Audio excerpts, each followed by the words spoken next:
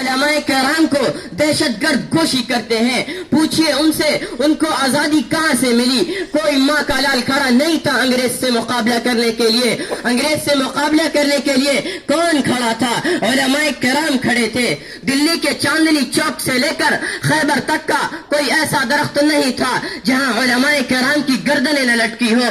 جا کر دلی کے جامع مسجد سے پوچھئے, خیبر کے پہاڑیوں سے پوچھئے کہ علماء کرام کون تھے اور ان کا مقام کیا تھا.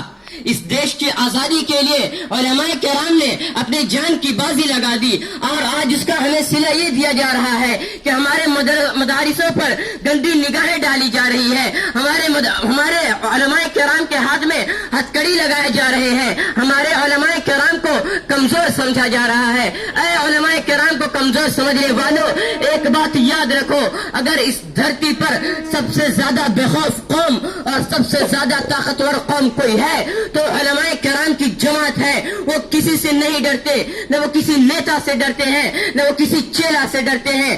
اگر وہ کسی سے ڈرتے ہیں تو صرف اللہ سے ڈرتے ہیں. اگر وہ کسی سے ڈرتے ہیں تو صرف اللہ کی ناراضگی سے ڈرتے ہیں, ورنہ وہ کسی سے نہیں ڈرتے, کیونکہ ان کے سینے کے اندر قرآن ہوتا ہے, ان کے سینے کے اندر احادیث رسول کا ذخیرہ ہوتا ہے, ان کے سینے میں رسول اللہ کی محبت ہوتی ہے, وہ عاشق رسول ہوتے ہیں, وہ کسی سے نہیں ڈرتے. آج بھی اگر کسی سے مقابلہ کرنا پڑ جائے تو پیچھے نہیں ہٹیں گے. اور ایک اور بات اپنے ذہن میں ڈالنا کہ جب 1857 میں ہندوستان کو انگریز سے جنگ کی ضرورت پڑی تھی تو میدان میں کون کودا تھا؟ شاملی کے میدان میں کون تھے؟ حضرت مولانا قاسم نانوتوی رحمت اللہ علیہ موجود تھے. مولانا قاسم نانوتوی کہاں سے پڑھ کر نکلے تھے؟ مدرسے سے پڑھ کر نکلے تھے. شیخ عبدالعزیز محدث دہلوی کہاں سے پڑھ کر نکلے تھے؟ مدرسے سے پڑھ کر نکلے تھے.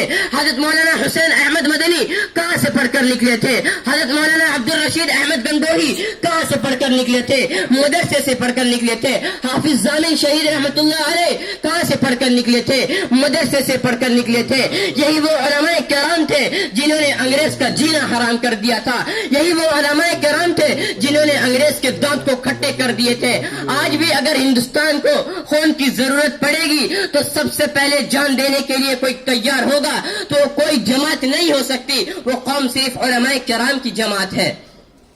میرے بھائیوں, میں ایک چھوٹے سے طالب علم ہونے کی حیثیت سے اتنا ضرور کہتا ہوں کہ اس دھرتی پر علماء کرام کی موجودگی ہمارے لیے باعث رحمت ہے, کیونکہ وہ ہمیں قرآن پڑھ کر